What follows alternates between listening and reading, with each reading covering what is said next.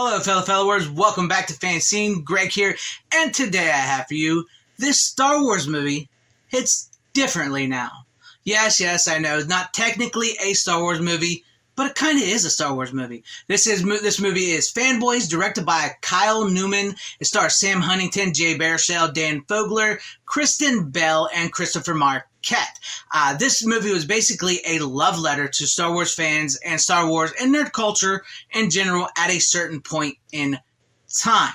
And with everybody's talking Star Wars here lately, specifically about how bad it is, and I sort of have my own thoughts on that myself, and I was wanting to do a video on it, and lo and behold, I was on Twitter, and I came across this video of the opening night of Star Wars Episode 1, The Phantom Menace, and it just showed the fever and excitement that we all had back in, like, late 1998 into 1999, around that time, and thinking, because there was sort of a lull in Star Wars, and this came about, and it's just like the excitement, the like the nerdiness in you was building up, wondering what it was going to be, what were we going to see, what was it going to be like? Star Wars, man, it's Star Wars. Star Wars is back. George Lucas, right? So, and after I saw the clip, it got me thinking about this movie, Fanboys. Now, I'm not going to give too many spoilers for this because I don't want to spoil some of it, but I'm going to talk a little bit about the movie, and I'm going to tell you why it's bringing up my thoughts with Star Wars and where I'm at with it. So basically, this movie is about a group of friends. Sam Huntington's character, Eric, he's sort of outgrown Star Wars. He's moved on. He's in his 20s. He's working for his dad. His dad's car sells him a lot. And he's kind of in a rut. He doesn't know what to do with his life. And he ends up meeting his old friends who are still Star Wars nuts. They love Star Wars. They're big into it. They have those conversations. It's a Halloween party. He meets them there, and it kind of get into an argument again. And he started, as Sam Huntington's character Eric starts thinking about what does he want to do with his life. He tries to reconnect with his friends, and it comes to find out his best friend that he had, played by Christopher Marquette, is dying of cancer. Right. So, and he didn't know, because he hasn't spoke to these guys in years. He's like entered the real world, away from the nerd culture and the nerdiness in Star Wars. And so when he finds that out, he finds this map they drew when they were kids to break into Skywalker Ranch, right? So he goes to the comic book shop, which Dan Fogler character's own, and he lays it out for him, and he's like, hey, let's do this. How about me, you, and the guys, one last road trip before, we enter the real world for good. We'll storm Skywalker Ranch, and we'll watch a copy of The Phantom Menace before anybody else. We'll do it. And along the way, it's very much like a Star Wars movie. Along the way, they have this journey in this van that is very much like the Millennium Falcon, and it's got R2-D2 and everything on it, and they reconnect. They have these battles with Star Trek fans, which I absolutely love to have these battles with Star Trek fans. And I was never one of those people that was like, oh, you can't like Star Trek and Star Wars. I think you can like both. I like them both. There's things about Star Trek that I like more than I like about Star Wars. There's things about Star Wars I like more about Star Trek, which will also lead into where we're at in today's pop culture nerdiness, right? So, along the way, they sort of reconnect to have this adventure. They actually meet people from the Star Wars movies and speaking of Star Trek, Carrie Fisher is in this. Billy D. Williams is in this. We also have Captain James T. Kirk. William Shatner himself is in this. And there's actual sounds from the Star Wars movies used. It's an incredible journey of friendship, love, and loss, and finding out who you are, and maybe, you can grow up, but also you can still love that Star Wars that you grew up with. It's okay, because back in the day, a lot of people don't realize, back in the day, like in like the 90s, in that era, with nerd culture, which I've been a nerd pretty much my whole life, is you didn't really speak about it outside of the circle of friends you had. You were a nerd. You didn't want, it was something special to you guys because maybe you didn't fit in over here, maybe you didn't fit over there, but you fit in right here, and you like Star Wars, you like Superman, you like comic books, you like Marvel, you like DC, you like stuff like this, you like Star Trek, you like Battlestar Galactica, excuse me. You like stuff like that, and you had your own little group and community that you built up. It was a nerd culture and everything.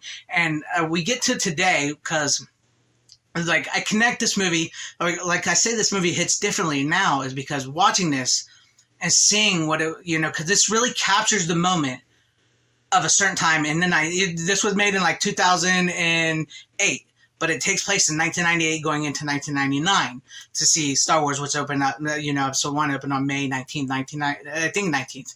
If I'm wrong, correct me in the comments. 1999. So it really captures that moment. You feel like you are these characters. You feel like you're in their van. You feel like, you know what, that's the conversations you had with your friends about Star Wars and Wolverine and Star Trek and Harrison Ford and all those conversations you had in like the nerd cultures and Superman and Batman and everything. And of course, there's the one girl that, Kristen Bell plays, who's a nerd like them, who just so happens to be a really hot girl. And one of them ends up with them, and it's like something you dreamed of as a nerd. It really connects you to that.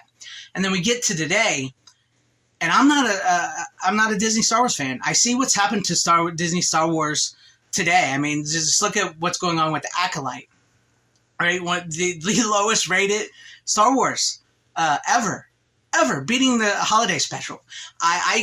To me, Disney Star Wars is dead. I stopped watching it, period. I will never lie that I did watch Mandalorian season 1 and 2, and I liked the Mandalorian season 1 and 2. But that was it. I have stopped watching it completely. I never saw The Rise of Skywalker. The Last Jedi pretty much ended it for me, and I'm not going to keep watching. And in my day and age, as me, as a nerd, who I am, I know what I like and what I don't like, and I know I don't like the new Star Wars, and I'm not going to watch it. That's not Star Wars to me. It's never going to be Star Wars. Star Wars, to me, will be the original trilogy, the original Star Wars. And I don't hate the prequels as much as some people do. Do I have faults with them? Yes. But I tell you what, the prequels are a hell of a lot better than what we get today. It's way better than the sequel trilogy. It's way better than anything on Disney Plus crap. That is not Star Wars. It will never be Star Wars. It is dead. And I'm not going to subject myself to crap I don't want to see. When I get the hankering I know some people say I can't watch Star Wars now, because to me, I can. I can still watch the original trilogy. I can watch the prequels. I can read Heir to the Empire, right? I can watch this. And this movie, to me, hits drastically different today than when I first saw it. Seeing, it's almost like a thing for what's going on today, because I know who I am. I've grown up. There was a time I didn't want to be associated as a nerd. I didn't want to be looked at as a nerd, and it was already against me. I was a fat guy with glasses. I was clearly a nerd, right? But I tried to dissociate from that, but I still had my people that I talked to of Star Wars and comic books and Superman, and my brothers as well, because we were really into that, right? And it was a different time. It was a different culture. And as I've grown up, I really connect to this, because as you grow up and you hit a certain age, and it's either time to piss or get off the pot, right?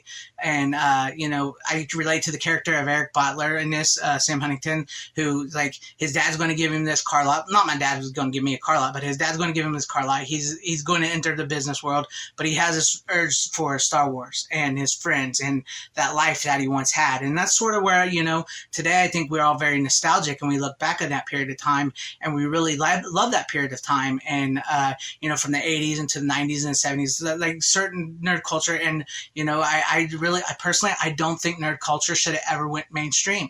And this is about the time, 1998 into 99 was Phantom Menace, and then Spider-Man coming along. That was about the time sort of nerd culture started to hit the mainstream.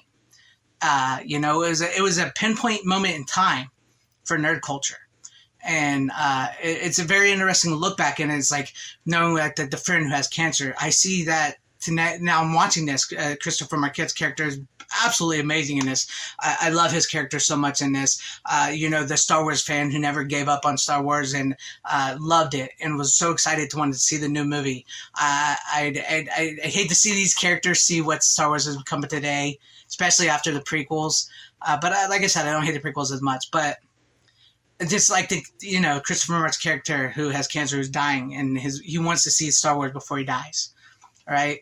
And these friends who reconnect and have this little nerd thing. I think it's really like an allegory for Star Wars today, because one point in time we were so excited for Star Wars, super excited for Star Wars, and now it's dead.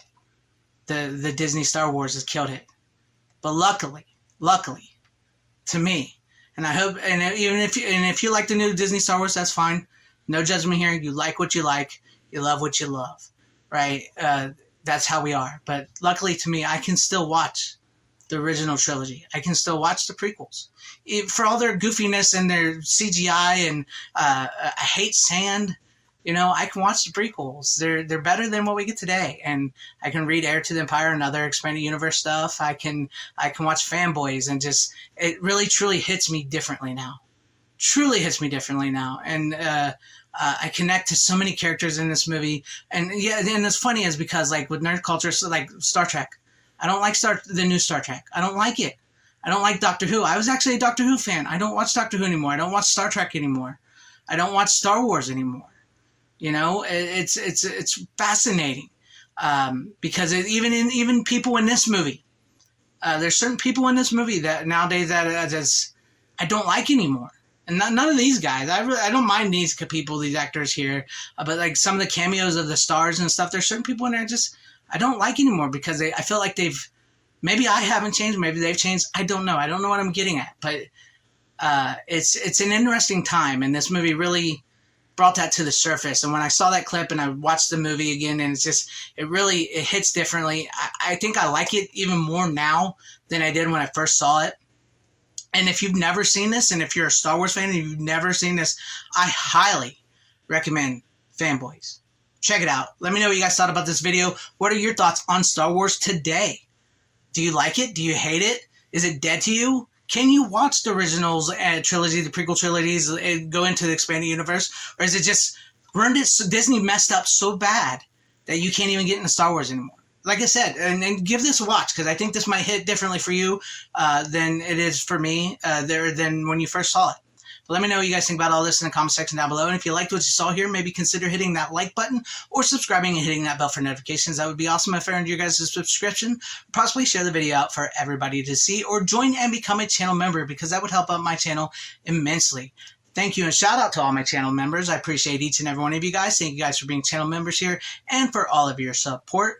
To everybody watching, whether you liked me, hated me, or liked this video, or hated this video, I thank you for sticking this long. Wherever you all are, please have a great, safe, happy, healthy day, morning, afternoon, evening, and night. Always support physical media. It truly is the superior format. Godspeed.